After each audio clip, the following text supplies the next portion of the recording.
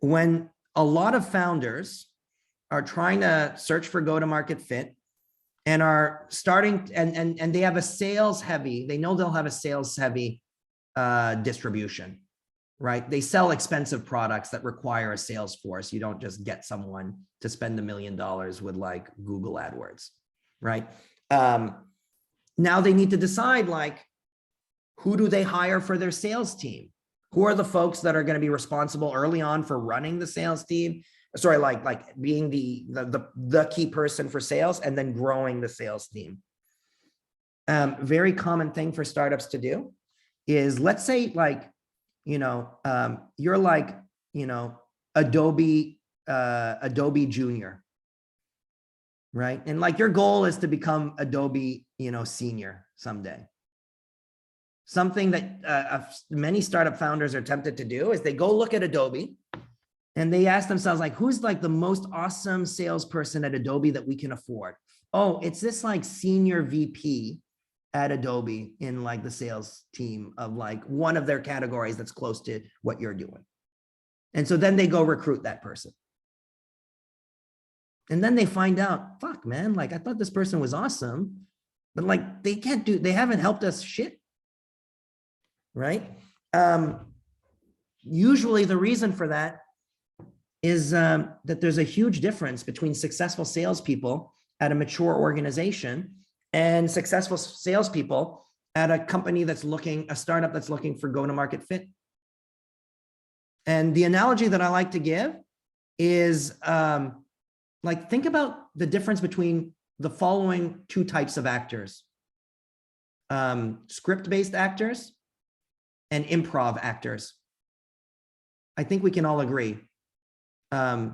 Many improv actors are shitty script actors and vice versa. It's a totally different skill set, right? Good script-based actor is just like outstanding at delivering something they already know, right? But someone who's making things up on the fly, they're not that great at executing it, but they're really creative at like making things up as they go and adjusting what they're going to do by looking at verbal cues with the audience, finding that way to like connect with the audience in real time so that when they started their little shindig, they had no idea they were going to get to where they ended up going. They were just kind of feeling the audience making shifts in real time, right? Like startup sales in search for go-to-market fit is more like being an improv actor.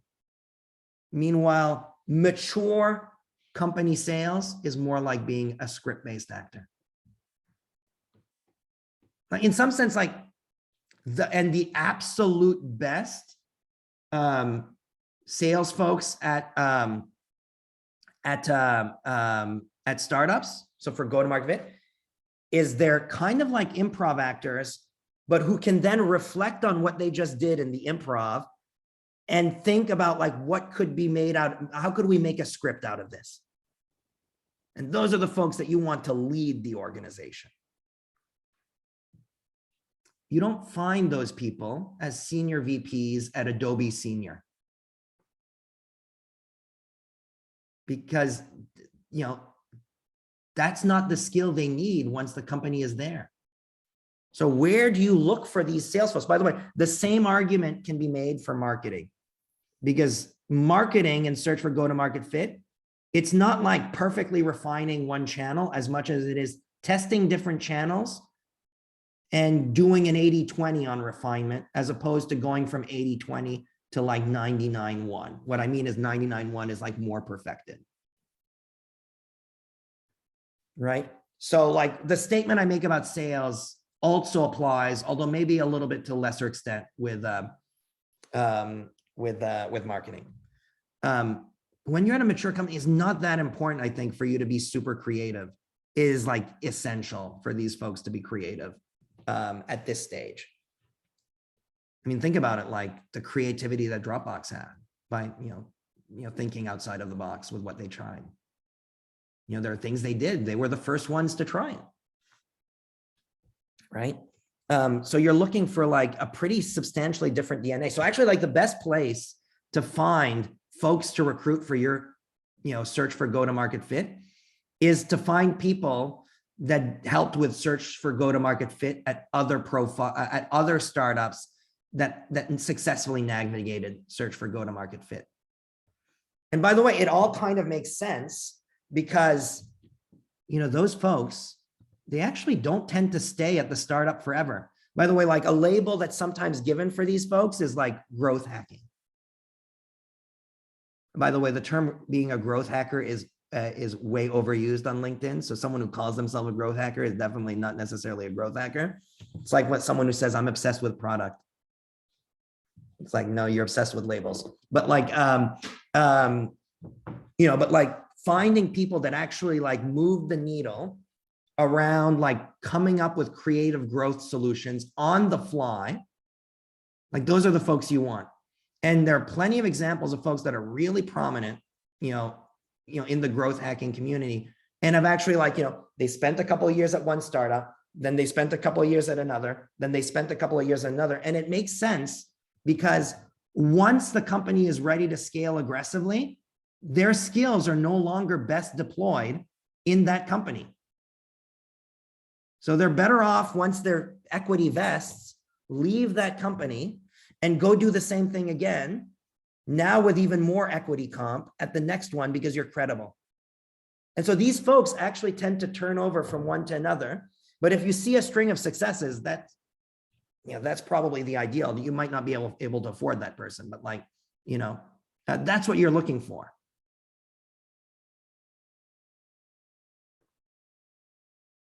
Right? So, right, quick, creative, flexible, capable of dealing with ambiguity, but also capable ideally to communicate new value propositions and, ROI pitches to potential customers so that they can kind of discover what resonates and then communicate it back to the team so that, right. And also figuring out like, why does this product not really do it for you? And really listening and understanding so that they can communicate back to product development. Like, I think this is missing because I've been talking to like, 10 people this week and 9 of them said that like something like this thing is missing and it's essential.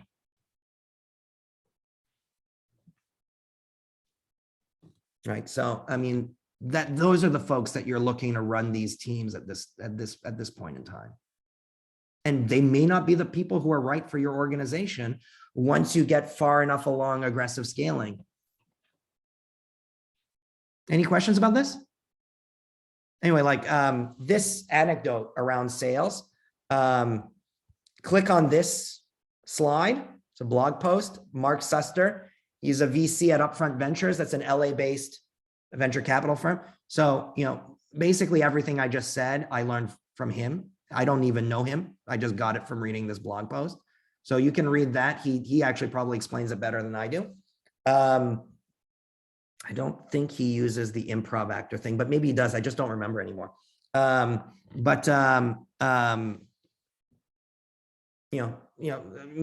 just trying to give you guys an example of like, I think the benefits of, having a list of practitioners that you guys keep track of and read their content. Like, to me, it's a good way to learn.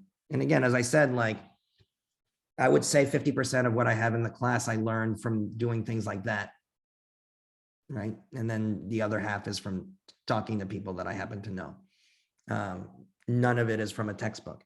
Anyway, so I point this out just so that, maybe it gives you you can check out that content. And if you like that article, you'll probably like the stuff that Mark writes more generally.